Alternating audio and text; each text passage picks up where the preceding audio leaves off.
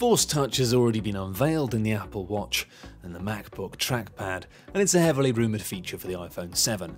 It detects finger movements and distinguishes between hard and soft taps. I mean, anyone can do that, frankly.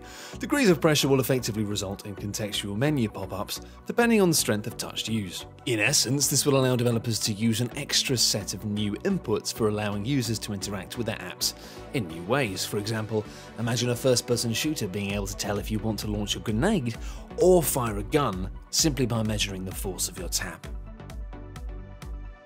Given that Apple rarely upgrades their tech in ways that Samsung and other companies tend to, holographic projections for the iPhone 7 probably won't happen. I mean, maybe it'll happen for the iPhone 43s, but not for the next major iPhone.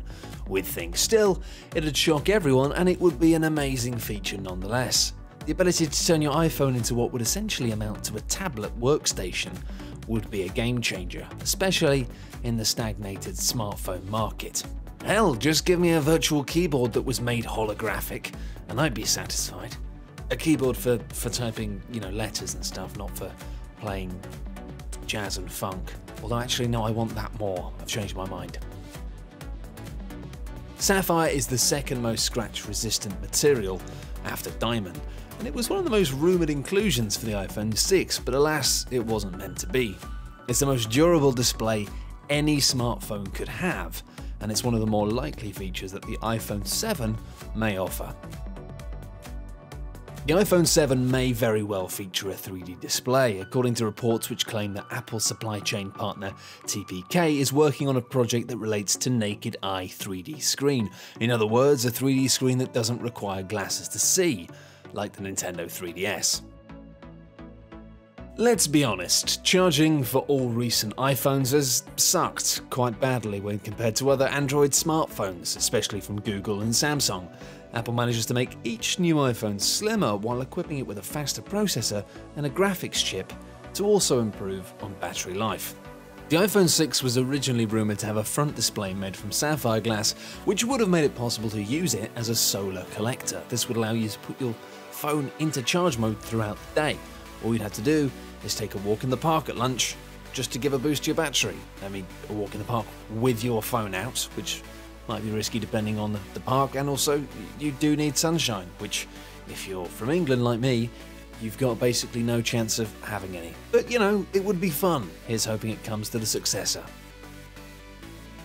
Another feature we'd like to see in the iPhone 7 is the device being waterproof. Apple has already emphasised health-related functionality in its mobile devices going forward, and it would be a logical move for the smartphone, enabling athletes to utilise it while swimming, etc.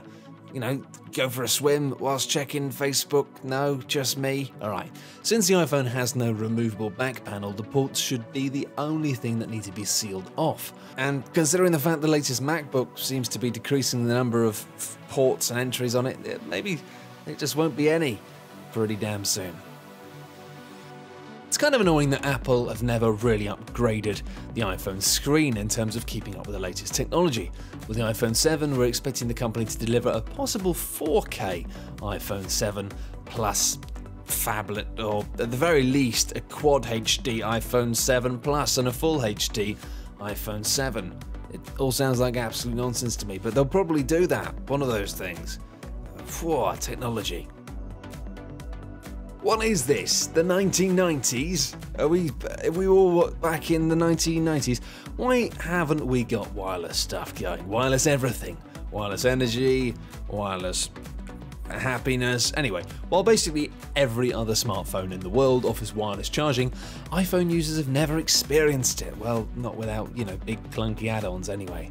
The technology has come a long way in the past few years, and Apple, a company that has over $100 billion in the bank, should ideally invest in a now common feature that you see in many kinds of phones. We understand this being implemented in the iPhone 7 is a little bit far-fetched, but it's still a possibility, after Apple created a patent for basically a joystick version of the Apple Home button. The button would essentially expand into a mini joystick that could be moved around in order to control various activities on the screen. This would target the massive iPhone game market, and it would be amazingly fun too. You could have different types of games, maybe some games that weren't awful. The laser keyboard feature has been rumoured ever since the original iPhone was released. Imagine the iPhone 7 comes equipped with a laser keyboard and, better yet, a holographic projector. Now we're talking. It may be a long way away, but at least Apple acknowledges that there's some appeal here. They have a patent for a projected keyboard showing how the system might work with a laser projected keyboard built into an iPad. Maybe one day, my personal dream of playing Grand Theft Auto 6 anywhere via the iPhone 7 whilst playing jazz music on a holographic keyboard with a joystick feature and an inbuilt projector could become the reality that currently is just a dream. But knowing Apple and the fact that that's kind of ridiculous, probably not.